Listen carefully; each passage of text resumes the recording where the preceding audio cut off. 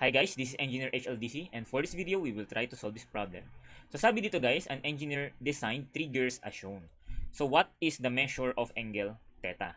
So para masagot natin itong mga ganitong problem na hindi imposible lumabas sa board exam, ay gagamitan natin ito ng knowledge natin sa trigonometry. So simulan na natin guys. So first, no, ang gawin natin, simplify muna natin yung figure. Okay, palitan natin yung mga gears ng mga equivalent circles po nila. So provided naman class ang mga radius. So, andi dito rin po pala class yung angle theta and then may given ditong angle na 37 degrees. Okay, so palitan muna natin guys.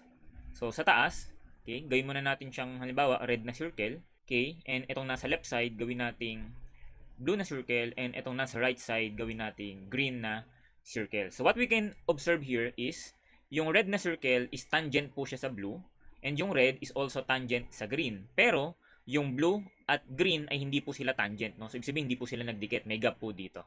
Okay, so as you can see, if we will connect the centers, okay, of the circle, so magbubuo po natin itong triangle po na ito. Okay, so which means, itong dimension na nandito sa taas, pwede natin siyang palitan ng radius of the red circle, which measures 15 centimeters. And itong nasa ilalim, okay, sa blue naman, so we can replace it with the radius of the blue circle, okay, which measures 18 centimeter.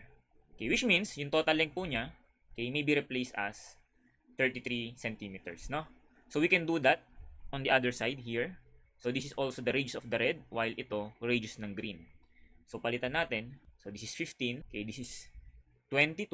So all in all, the total length would be 37 centimeters. While dito sa ilalim, so again, ito yung radius ng blue na 18. Ito yung radius ng green na 22. So again, meron pang existing na gap in between. So ibig sabihin, hindi lang siya bastang sum ng 18 and 22 ha.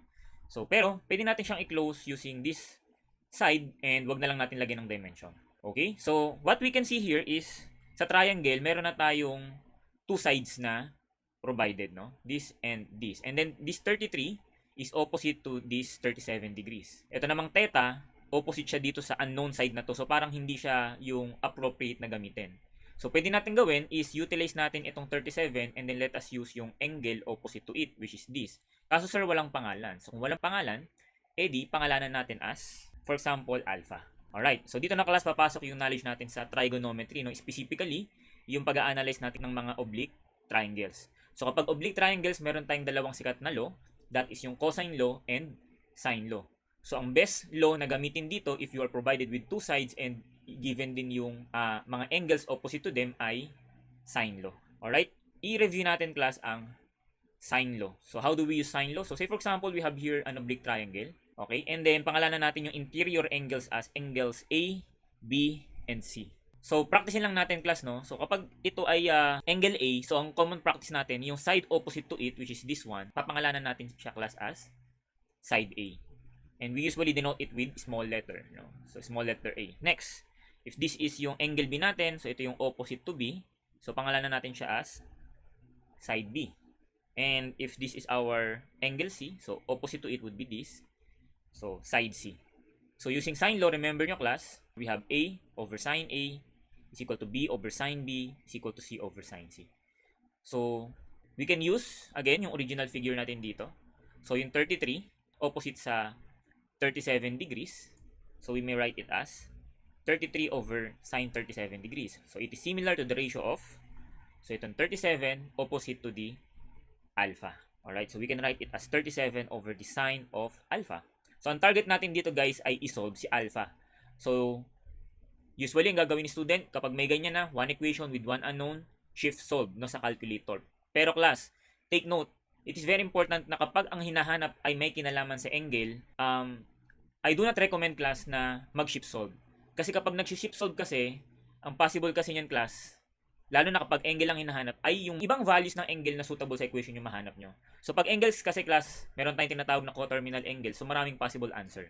So para ma-pick up natin yung gusto nating value ng alpha, so mas maganda, solve natin to using manual calculation, no? Simplify muna natin and then later on saka natin ipindot sa calcu.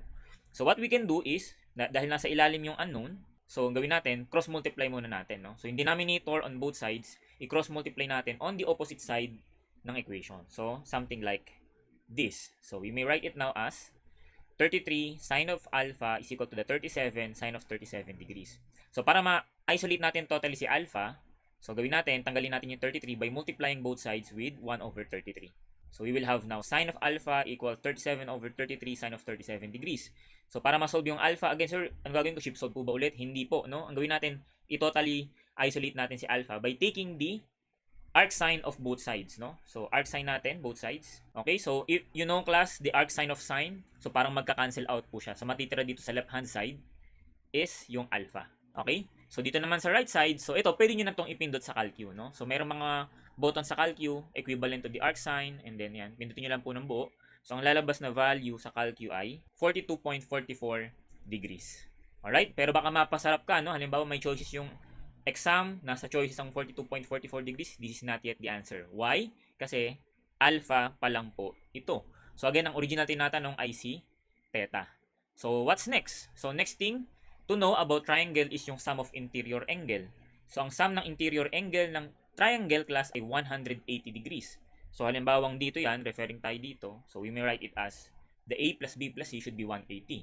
Or if we are referring to the original triangle na sinosolve natin, so we may write it as alpha plus theta plus 37 degrees equals 180 degrees. So replace nyo lang class yung alpha, yung calculated value, and there you have it. Yung value ng theta na hinahanap is equal to 100.56 degrees. Alright, so that's all for this video guys. So for more contents like this, so do not forget to like, follow, and subscribe. So see you on our next video lecture, and God bless us all.